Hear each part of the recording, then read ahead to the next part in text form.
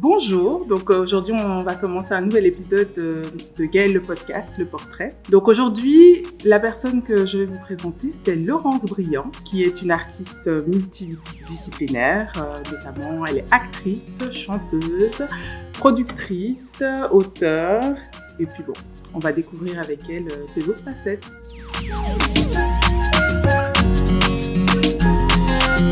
Bonjour Laurence. Bonjour Gaëlle.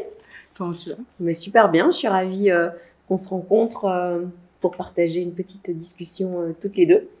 Ok, moi aussi, ça faisait longtemps que j'avais envie de te rencontrer autour de Gaël le podcast pour vraiment dresser ton portrait et montrer un peu à tout le monde les différentes facettes de ton, de ton parcours artistique. Peux-tu nous parler de tes débuts et de ce qui t'a poussé à suivre cette voie? Enfin, déjà, peut-être, ce serait intéressant que tu nous dises comment tu as commencé ta carrière d'artiste. Qu'est-ce qui t'a poussé à être intéressée au monde artistique sur ces différentes facettes? Je dirais que depuis toute petite, j'ai toujours eu envie d'être sur scène. Quand j'étais petite, je faisais des spectacles, je montais sur la table du salon de mes parents, et je les saoulais à chanter les chansons du Club Dorothée, enfin tout ça. Donc ça a toujours fait partie de moi. Je ne sais pas très bien d'où ça vient parce qu'on n'est pas vraiment une famille d'artistes. Mes parents ne m'emmenaient pas au théâtre, très peu au cinéma. Donc je ne sais pas d'où vient cette fibre et cette envie d'être vue en tout cas et d'être sur un plateau et d'exister un peu par là. Toujours est-il que j'ai commencé un parcours basique. J'ai commencé à l'académie, comme tout le monde. Et puis après, je suis rentrée au Conservatoire de Bruxelles où j'ai fait mon cursus de comédienne, plus ma licence en agrégation. Ok. Et donc, tu as commencé du coup par le théâtre ou... Ouais. Par le théâtre. Ouais, j'ai toujours commencé par le théâtre. Ça a toujours été les mots, l'envie de se frotter à des textes et de se frotter aussi aux grands auteurs, quoi, Molière, Shakespeare, en pure déclamation, Lamartine. Enfin, vraiment, moi, j'aimais vraiment le texte, j'aimais vraiment la langue française, j'aimais vraiment les mots. Ok. Et est-ce que tu n'as jamais eu l'envie, à l'époque déjà, d'écrire tes propres pièces et de monter un spectacle? En fait, j'écris depuis toute petite. J'ai retrouvé dans mon journal intime un truc que j'avais écrit sur les champignons, une histoire quand j'avais 7 ans, quelque chose comme ça, où j'avais écrit une petite histoire et tout ça. Donc j'ai toujours écrit. Quand j'étais en humanité, j'ai écrit des pièces que j'ai proposées à des concours. J'ai toujours écrit. Et puis, évidemment, avec mon parcours de chanteuse, la forme la plus immédiate finalement d'écriture, c'est la chanson parce que y a un texte, généralement ça fait une page et demie, et puis on en fait quelque chose et ça devient une musique. Et c'est très immédiat en fait par rapport à écrire une pièce, un scénario. Oui, ça prend plus de temps, le processus créatif aussi est plus long. C'est ça, et puis il faut... quand on écrit un scénario, il faut un réalisateur, il faut un producteur, il faut d'autres acteurs. Donc, il n'y a pas cette immédiateté que j'ai pu trouver dans l'écriture de chansons. Ok, d'accord. Et est-ce que tu pourrais dire qu'il y a eu un moment décisif dans ton parcours d'actrice, par exemple, qui t'a poussé à te dire j'ai envie de faire autre chose que de l'acting? Non, je dirais que quand j'ai fini le conservatoire, j'ai très vite compris que il fallait se bouger les fesses et que si j'avais envie que les choses existent, il fallait que je les fasse par moi-même. Et donc le premier déclic, ça a été de monter ma compagnie, Toc Toc Art, qui est une compagnie de théâtre avec laquelle j'ai produit pas mal de spectacles pendant pratiquement 10 ans. Et ça a été vraiment le premier moteur de passer à quelque chose de concret. Donc d'une idée à tiens, qu'est-ce qu'on fait? On monte un projet, on fait des dossiers. Voilà, ça a été la première pierre à l'édifice par rapport à ça. Quel type de défi tu as pu rencontrer justement quand tu essayais de monter tes pièces de théâtre? Toujours le premier défi, c'est le défi financier parce que voilà, la culture, il y a peu de moyens, il y a peu d'argent et donc premier défi, il est financier. Après, il y a l'envie qui est là et qui est plus grande un peu que tout. Mais oui, et puis c'est trouver des choses intéressantes à dire aussi, à défendre, à monter. Moi, j'ai une période où je lisais énormément de théâtre parce que je cherchais des choses à monter, notamment pour les filles, parce que il y a beaucoup de rôles en théâtre, mais ce sont beaucoup des rôles masculins. Le théâtre est vraiment beaucoup écrit finalement pour les hommes. Ce qui est assez parlant quand on va au théâtre et qu'on voit les personnes qui saluent à la fin. Souvent, il y a plus d'hommes que de femmes. C'est vrai. Donc, il y a ça aussi. D'où le fait que moi, j'ai eu envie d'écrire et que j'ai écrit mon seul en scène parce que quelque part, c'est une manière de reprendre le pouvoir, de reprendre finalement son histoire, de la raconter, et de travailler sur ses mots, de travailler sur soi et sur différents personnages et sur ce qu'on a vraiment envie de faire sans dépendre du désir de quelqu'un. Mais du coup, quand tu arrives à ce processus-là, comment tu fais pour justement diffuser le processus d'écriture, tu veux dire? Oui, donc quand tu as fini de monter ta pièce, de trouver les différentes personnes avec qui travailler, après, comment tu fais pour... En fait, il y a plusieurs moyens de fonctionner. Moi, j'ai fonctionné de diverses manières. Parfois, j'allais trouver d'abord un metteur en scène avec une envie de bosser avec lui, puis on cherchait un texte, on se mettait d'accord, on demandait des budgets par rapport à ce texte-là. Je pense notamment à La robe de Gulnara, qui a été mis en scène par Geneviève Damas. C'est comme ça que ça s'est passé. Et puis après, on était 2 comédiennes à avoir cette envie de travailler avec elle. Et puis après, on a monté l'équipe autour de ce projet. Donc ça, c'était une manière de fonctionner. Une autre manière de fonctionner, c'est que moi, après ce projet, j'ai eu envie d'écrire et de créer mes projets de cabaret avec la compagnie. Donc des cabarets chantés, dansés. Et donc je les ai écrits parce que ça n'existait pas. On n'a pas une culture en Belgique du cabaret et de la chanson comme il peut y avoir cette coutume-là en France. Donc ce que j'ai fait, c'est que je me suis dit, ok, je prends une thématique, j'ai envie d'écrire quelque chose, mais par contre, ma démarche, c'était d'avoir un point de chute, c'est-à-dire il fallait que j'ai une salle, un endroit où j'allais jouer et une date, pour que je puisse me cadrer en disant, ok, on est en juin, je sais qu'en février je joue, donc il faut que j'écrive pendant l'été, il faut que je réunisse l'équipe, et comme ça, et on place les répétitions, et ça se faisait un petit peu comme ça. Et pour mon seul en scène, par contre, là, ça a été un processus beaucoup plus long parce que j'ai amorcé cette écriture il y a plus de 10 ans maintenant.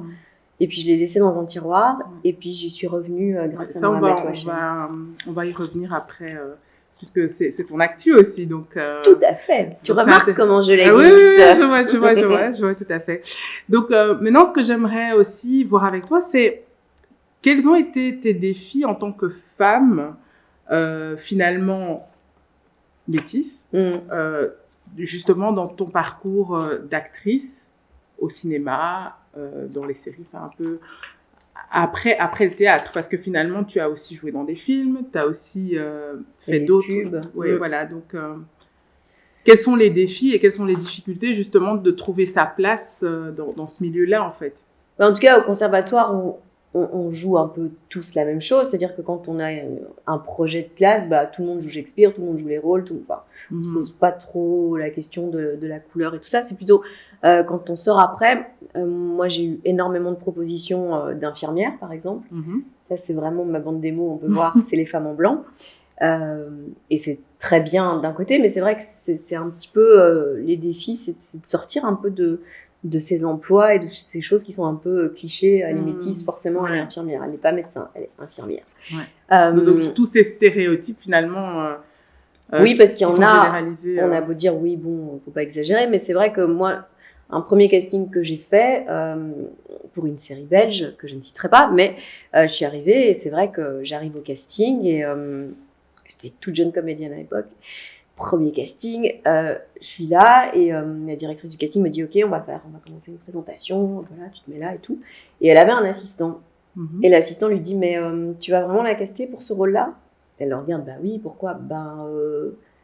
Et moi je suis là comme en train d'attendre et il fait et du coup moi je fais oui parce que j'ai vraiment fait le geste et alors là j'ai vu la directrice qui fait ah mais c'est pour ça que tu dis ça, mais enfin on s'en fiche qu'on voit pas, on voit pas ses parents, on s'en fiche qu'elle est noire. Donc là, tu fais ok, super, quoi, c'est très délicat, je suis là et je. Donc en fait, finalement, les gens se cachent même pas. Mais c'est pas méchant, c'est juste que j'étais un peu là au milieu, le gars qui essayait de s'en sortir, de dire oui, enfin, il y avait un gros malaise, quoi. Et c'est plein de trucs comme ça, enfin. Parfois, on me dit, ouais, t'es pas assez noire, en fait, ça n'ira pas. Ou, non, c'est pas l'idée qu'on se pète, t'es trop blanche. T'as pas le nez assez africain. Enfin, tous des trucs comme ça que j'ai entendu où tu fais, bon, ok, Et comme il y a aussi le fait que je suis métisse, donc créole, mais je parle pas le créole. Donc, voilà, si un jour on cherche une métisse comédienne créole, je parle pas la langue. Donc, il y a tout ça. Moi, j'ai grandi en Belgique, dans une éducation, on va dire, assez blanche. Hein. Moi, il y avait tous des blancs autour de moi. Donc, j'ai pas cette espèce de fibre avec ma culture parce que j'ai pas du tout été baignée dedans. Et c'est vrai que parfois, quand on s'imagine... Donc, tout ce qui est afrodescendant, t'es pas assez connectée pour te dire que... Parce que j'ai pas eu cette fibre-là. Mon père a toujours rejeté ça, donc il me l'a pas transmis. Et je sais que parfois, pour certains castings, c'est problématique. On me voyait métisse et donc on me disait bon là tu vas faire un peu, tu vas faire un peu la black, tu vas faire un peu la Beyoncé, tu vois les 1-1-1. Enfin, tu vois, les trucs. Je sais pas du tout faire ça. C'est pas du tout toi. En fait. Mais en fait, moi, ouais, ok, je vois bien, mais en fait, Beyoncé, c'est très chouette, mais ça me parle pas du tout. C'est pas du tout mon esprit. J'adore Beyoncé, tout ce que tu veux, mais c'est pas mon énergie. Et donc, sous prétexte que je suis métisse, on fait ok, toi, tu vas faire la blague. Donc, en fait, on te catégorise, on te met dans une case. Mais on s'imagine des choses, tu vois, on voit, on fait ok. C'est comme dans la série 10%, quoi, où la comédienne métisse, je ne sais plus comment elle s'appelle, qui arrive pour un casting, elle dit ok, toi, tu vas danser le hip-hop. La meuf, elle danse pas. Enfin, bon, ok, ouais. T'es black, donc forcément tu danses le hip-hop et forcément t'as du rythme. Non, en fait. Oui, mais en fait, c'est ça qui est parfois difficile, c'est que il y a des stéréotypes qui sont tellement ancrés socialement que quand tu rentres pas dans ces cases-là ou quand tu sais pas faire, on te dit oui, mais en fait, comment ça se fait que... alors, du coup oui, c'est ça. Donc, du coup, tu dois essayer de te trouver une place parmi toutes ces discriminations, tous ces stéréotypes. Mais ça change, hein. Ça change vraiment parce que moi, au début de ma carrière de comédienne, je faisais pas de pub. Okay. Et je dois dire que je remercie vraiment la publicité parce que j'ai des rôles de premier plan. Je suis sur le devant de la scène dans la publicité et vraiment, là, pour le coup, j'ai une vraie place et c'est assez agréable parce que ça a vraiment évolué. Au début de ma carrière, j'avais pas cette sensation-là. Et puis là, maintenant, il y a de plus en plus de place pour la diversité dans la publicité. Et c'est vraiment génial. Et je remercie vraiment tous les directeurs de casting qui pensent à moi très régulièrement. Et c'est vraiment une chance. J'espère que ce sera pareil dans le cinéma et dans le théâtre à l'avenir. Je pense que les gens se rendent de plus en plus compte que les gens ont besoin de représentation. D'ailleurs, un exemple, quand on avait joué cette pièce, La robe de Gulnaram, ça remonte quand même on avait commencé ça en 2012, 2014, si ma mémoire est bonne. On faisait beaucoup de scolaires. Et dans la pièce, il y avait 5 personnages. Il y avait Saïd Jafari, qui est donc d'origine maghrébine. Il y avait moi, qui donc est martiniquaise. Et donc, il y avait des personnes issues de la diversité sur la scène. Et donc, on jouait des réfugiés entre l'Arménie et l'Azerbaïdjan. Donc, ça s'y prêtait aussi. Mais mes parents, les comédiens qui jouaient mes parents, Gérald Wautia, qui maintenant malheureusement est décédé, et Anne Sylvain, et ma sœur Maya Boulpap, ils étaient blancs. Et donc, je veux dire, c'est des conventions aussi en théâtre. Eh bien, les élèves qui sont venus nous voir, parce qu'on a eu des échanges dans les scolaires, c'était vraiment génial, parce qu'il y en a beaucoup qui nous ont verbalisé « Ah, mais c'est chouette, enfin, on voit des gens comme nous sur scène, ça nous fait vraiment du bien, du coup, ça nous intéresse, ça nous parle, parce qu'on se reconnaît, parce que, du coup, on se voit nous-mêmes sur scène. » Donc ça donne une sorte hyper important. Oui, non, mais les gens se rendent pas toujours compte de ça.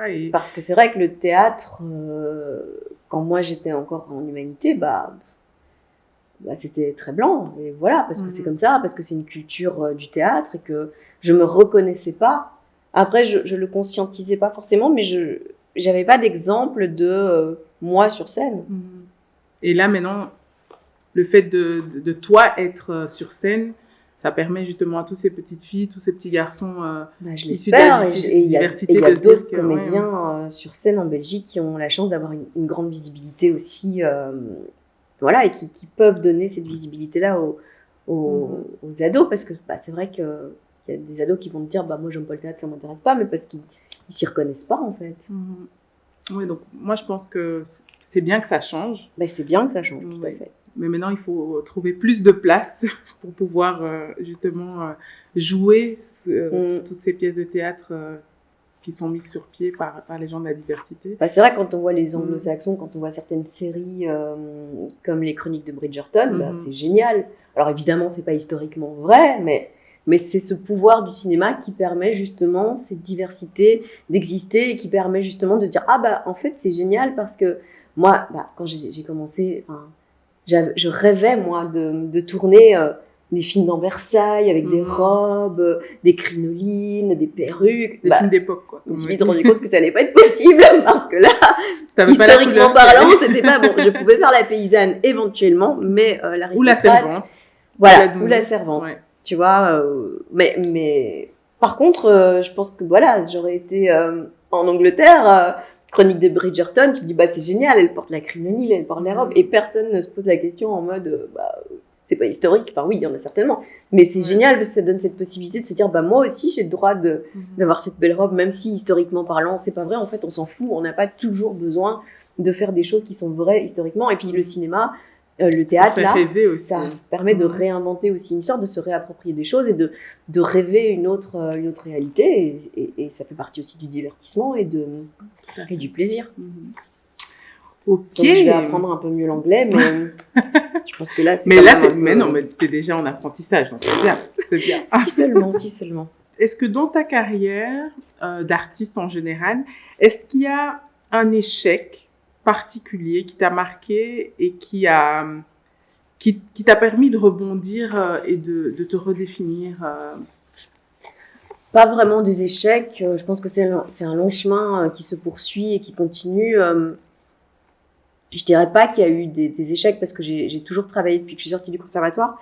J'ai toujours continué dans l'activité. Je suis jamais restée passive. Disons que j'avais arrêté le théâtre à un moment parce que j'en avais un petit peu marre de traîner des projets, de tout porter sur mes épaules. Et donc j'ai fait une pause, et donc je suis allée plus vers la musique, je suis allée plus vers le doublage et vers la pub. Et ça m'a fait énormément de bien. Mais maintenant, je reviens au théâtre, donc non, je dirais plus qu'il y a eu des pauses ou des variations de choses, mais pas vraiment. Je le vois pas en tout cas comme un échec. Ok. Bon, on va un peu parler de musique. Allez. Voilà. Donc, déjà, explique-nous un peu ta démarche musicale, parce que bon, c'est quand même une musique assez atypique que tu fais. Donc, c'est de la pop, mais de l'aquapop, c'est ça? French pop aquatique. Avec des influences world.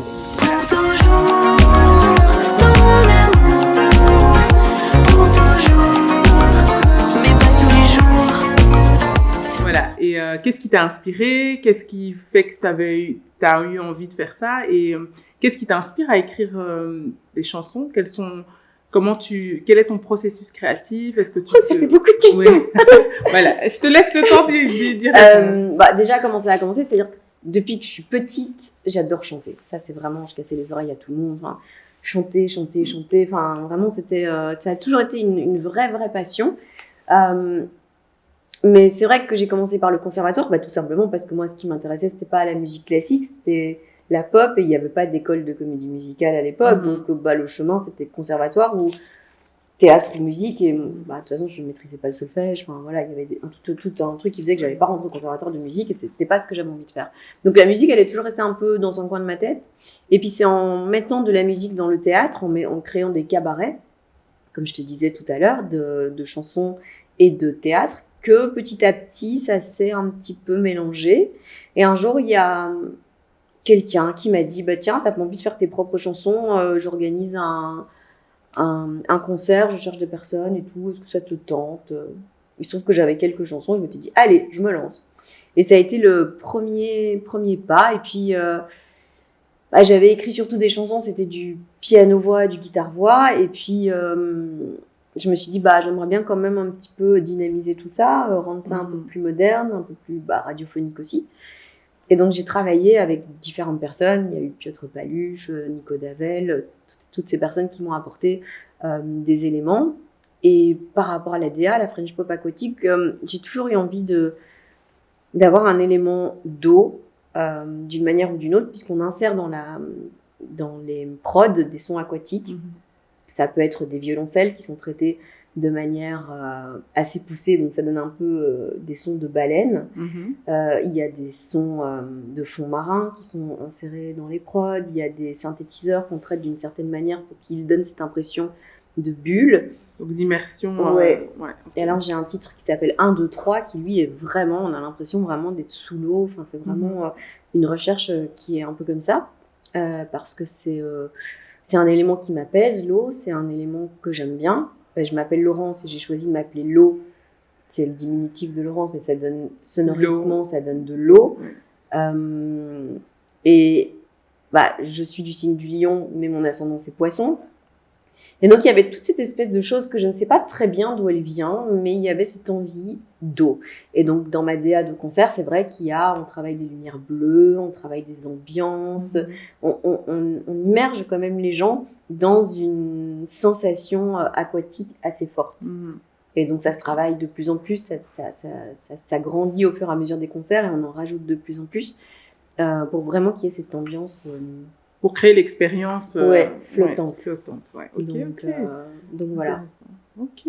Justement, comment tu arrives justement à faire la promotion de tout ça et à faire comprendre le type de musique que tu fais? Parce que je suppose qu'on a dû te poser plusieurs fois la question. Mais moi, ce qui est génial, c'est que la promo musicale, moi j'ai 5 singles qui ont été diffusés sur Nostalgie de manière récurrente pendant plusieurs mois, ce qui m'a permis quand même de me faire connaître.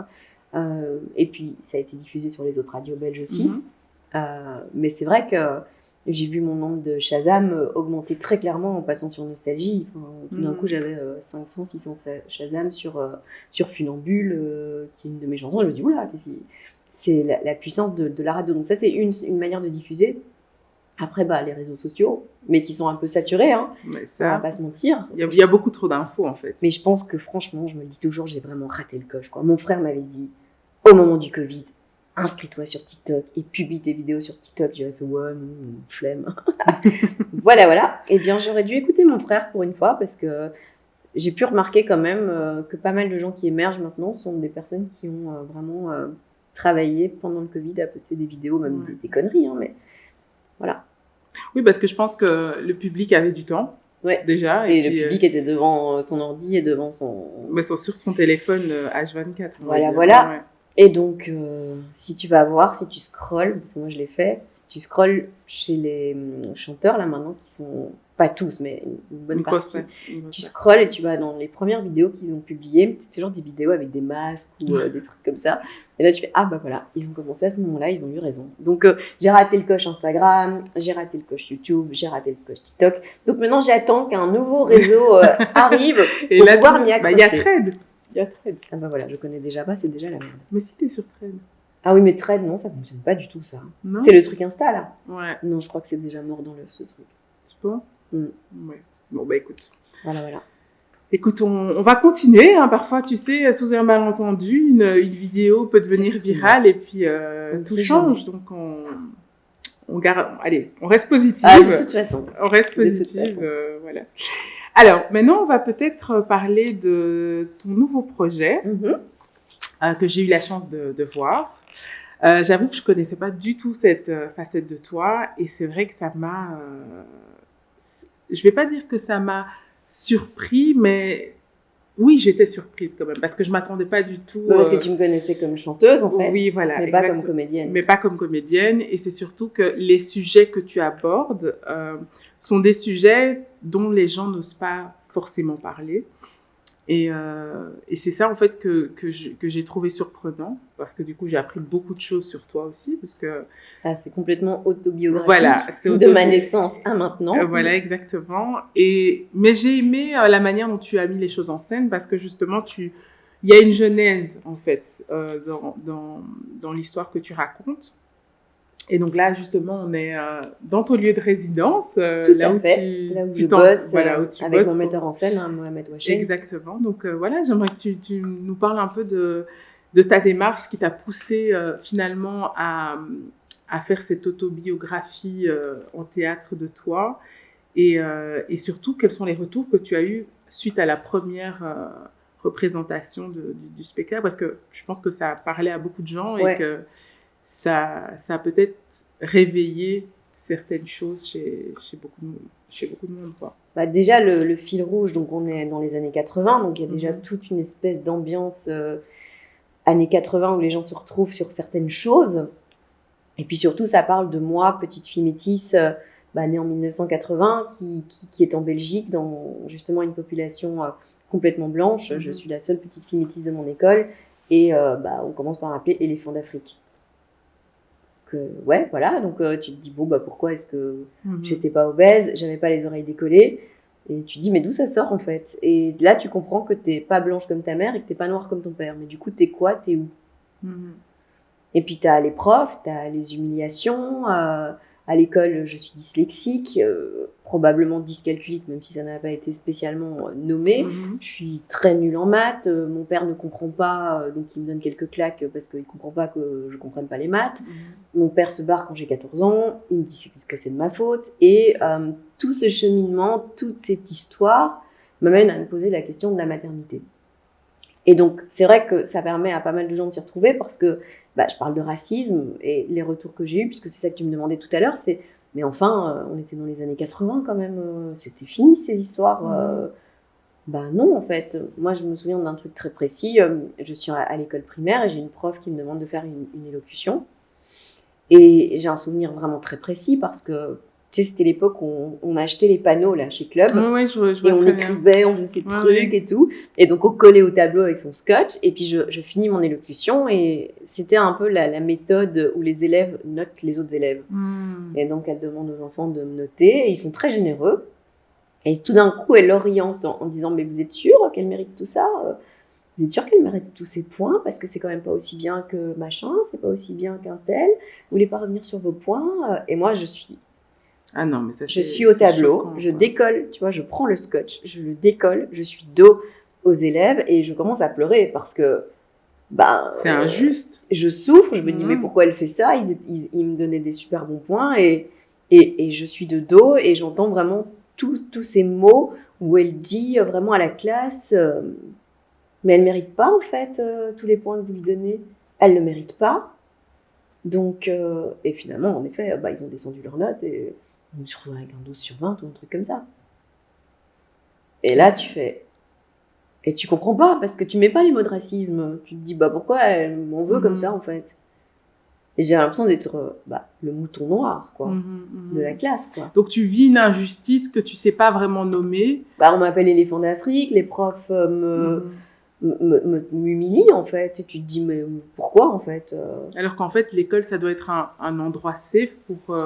oui, mais alors, tu vois, le paradoxe... Bon, je parle pas du tout de mon frère dans le seul en scène, mais moi, ça s'est passé pour moi en primaire. Lui, en primaire, il a vécu sa meilleure vie. Il était aussi le seul enfant métis. Lui, il avait d'autres profs. Par contre, quand on est arrivé après, on a changé d'école. Moi, j'ai vécu ma best life en mode « Oh, ça y est, je suis en humanité, on me fout la paix, en fait. » Et c'est lui qui lui, on lui a quand même dit « Ouais, ton pantalon, franchement, il a la couleur de la merde comme ta peau. » Des professeurs. Enfin, tu fais « Attends, mais... » Quand ça vient des élèves, c'est une chose, mais quand ça vient des professeurs, c'est encore plus grave. Si ça, c'est pas du racisme, je sais pas comment ça s'appelle, tu vois. Non, c'est sûr. Mais bon, voilà, dans le seul en scène, j'ai choisi de pas parler de mon frère parce que c'est pas son histoire et que je prends une parole et je porte certaines choses. Et il y a déjà énormément de thématiques dans mon seul en scène. Si je devais parler en on au lieu de parler en je, ça aurait brouillé les pistes. C'est déjà très très chargé en termes de thématiques parce que certaines personnes ont dit il y a vraiment beaucoup de thématiques, mais en même temps, mais ça parle de toi, c'est ta vie. Oui, donc si j'enlève une thématique, c'est comme si j'enlève une partie de moi et puis je commence de ma naissance jusqu'à maintenant, donc ça dure que 1h, 1h10. À un moment, il faut que je parle de pas mal de choses parce que j'ai pas choisi un axe particulier, j'en ai choisi plusieurs. Parce que c'est tous ces axes qui font que j'arrive à ma conclusion. Et qui font ce que tu es aujourd'hui. Voilà, et qui font sens, et qui font l'adulte que je suis aujourd'hui. Donc, pour moi, ça n'a aucun sens d'enlever quelque chose. Et si tu dois retenir un commentaire qu'on t'a fait par rapport à cette pièce qui t'a soit touché positivement ou négativement, qu'est-ce que tu retiendrais ? Ce qu'on m'a beaucoup dit, c'est que j'avais du courage. Et ça m'a vraiment étonnée parce que moi, de mon point de vue, je le vois pas comme du courage. Je le vois comme une nécessité, comme une manière de raconter son histoire. Et puis, une manière de prendre de la distance aussi par rapport à tout ça, parce que je parle de psychogénéalogie, de qu'est-ce qui se transmet de génération en génération, quels sont les traumas invisibles qui finalement se transmettent tant qu'ils ne sont pas réglés. Donc, ça m'a assez interpellée ce mot de courage, parce que je me dis, tiens, c'est marrant qu'il me voit comme courageuse. Parce que pour moi, c'est une histoire qui est quand même ça fait longtemps que ça macère, donc c'est quand même digéré, donc je prends quand même une distance en racontant les choses. Et c'est ça qui fait qu'il y a de l'humour aussi dans le seul en scène, et que les gens peuvent rigoler, et qu'on peut rire de sujets un peu difficiles, et qu'on peut aussi se dire, bon bah voilà, oui c'était horrible, mais ça fait quand même du bien d'en parler, et ça fait du bien de... C'est une sorte de thérapie en fait pour toi. Ouais, après j'en ai fait plein des thérapies, hein. Moi j'en parle dans le seul en scène de manière très ouverte. C'est un gros travail sur soi, et c'est vrai que le théâtre peut avoir ce côté thérapeutique. L'écriture aussi, parce que les premiers jets étaient très en colère et tout ça, parce qu'il fallait... Et puis j'ai nettoyé tout ça, on enlève la colère, et puis on met des couches, et on met de la distance, et on met de l'humour, et ça donne finalement un objet où les gens peuvent se retrouver sans malaise, et avec de l'espoir, et surtout de la résilience, en fait, de montrer que, on parlait des échecs tout à l'heure, moi j'ai envie de dire, tu tombes, tu te relèves, tu tombes, tu te relèves, tu te relèves, voilà, l'essentiel c'est de se relever en fait, et d'avancer, et de guérir, et de grandir, j'ai une amie qui m'a dit, on a toujours des petits cailloux dans ses chaussures, des petits trucs qui t'empêchent de marcher. Au départ, les cailloux ils sont gros, et puis petit à petit tu travailles un peu sur toi, et les cailloux ils deviennent de plus en plus petits, et puis finalement tu marches avec des petits cailloux dans ta chaussure, mais ils sont tellement petits qu'ils sont toujours là, mais tu peux avancer. C'était une amie qui s'appelle Justine qui m'avait dit ça, et vraiment voilà, ça m'avait parlé cette image. Ok. Alors, en tout cas, merci pour tout ça, parce que je pense que c'est une pièce, je conseille aux gens d'aller la voir, parce que moi, ça m'a beaucoup marqué, beaucoup touchée, et effectivement, tu parles de tellement de sujets qui peuvent toucher beaucoup de monde. Et en fait, ce que j'ai aimé aussi, c'est que il y a des sujets que tu abordes qui permettent aux gens qui ne vivent pas ça de mieux comprendre certaines attitudes, certaines prises de position aussi. Et c'est ça que je trouvais qui était intéressant, notamment par rapport à la maternité, comme tu disais. Et je trouve que c'est important aussi de partager pour que les gens puissent se dire « Ah, ok, maintenant je comprends pourquoi un tel ou un tel a cette prise de position par rapport à tel sujet. » Oui, puis c'est une espèce de loupe, le théâtre. On regarde certaines choses de la vraie vie de manière agrandie, avec un prisme particulier, un parti pris aussi. Et c'est ça qui fait que ça suscite la réflexion, le débat, et puis ça fait bouger les lignes aussi. Exactement. Donc je te remercie pour ça. Merci à toi. Si tu devais te décrire en 3 mots, lesquels choisirais-tu? Alors, volontaire, solaire et je vais dire têtu, parce que c'est ce que mon metteur en scène m'a dit, Mohamed, il n'y a pas très longtemps. Je confirme, tu es têtu. Il a même dit opiniâtre. Ok. Voilà. D'accord, donc ça c'est une première question. Alors, comment ça, je suis têtu? Je sais pas moi. Non, en tout cas, quand tu as une idée en tête, tu l'as pas. Oui, c'est vrai. En fait, c'est vrai que je m'accroche, mais c'est aussi ce qui fait que je suis encore comédienne aujourd'hui. Oui, c'est vrai. Je me suis vraiment accrochée à la branche et j'insiste quand je veux un truc. C'est vrai que je suis quand même sortie du conservatoire en 2006. 20 ans de carrière. Ah ouais, quand et même. Je suis toujours là. Quand même. Donc ouais, je m'accroche d'une certaine manière. Non, c'est vrai, c'est bien. Alors, deuxième question. Quelle est la chose que les gens ignorent souvent de toi? Justement, mes failles. Mon histoire personnelle, et c'est pour ça que quand j'ai fait ce seul en scène, je me suis dit il est peut-être temps d'ouvrir un peu la porte sur la fille qui dit que tout va toujours bien, et de montrer ce qu'il y a derrière le soleil, voir un petit peu quels étaient les nuages qui pouvaient s'y cacher. Ok, en tout cas merci pour ça, parce que moi j'ai beaucoup appris aussi en voyant la pièce. Alors si tu devais donner un conseil à ton toi de 10 ans, que dirais-tu? Mon moi professionnel? Non, toi, la petite fille de 10 ans. Je dirais, quand tu rentres au conservatoire, apprends le réseautage. Non, c'est vraiment un conseil que je donnerais aux comédiens aujourd'hui, c'est vraiment de créer des liens, de créer du lien entre eux, de vraiment pas partir seul dans une carrière et de se dire « Ah, ok ». Enfin voilà, après c'est les choses qui font que parfois ça matche bien avec des gens, parfois pas, mais de se créer sa propre famille, de créer des liens et d'avancer ensemble, parce qu'ensemble on est toujours plus fort. C'est vrai. Maintenant, vous avez fait la connaissance de Laurence Briand. Merci à toi, Laurence. Merci Gaëlle, c'était un vrai plaisir. Avec plaisir. C'était Le Portrait by Gaëlle le podcast. Merci d'avoir regardé cet épisode. Il est également disponible sur toutes les plateformes d'écoute, notamment Apple Podcast, Deezer, Spotify, Amazon Music et bien d'autres encore. Alors n'oubliez pas d'aimer, commenter, partager et abonnez-vous pour plus de contenu.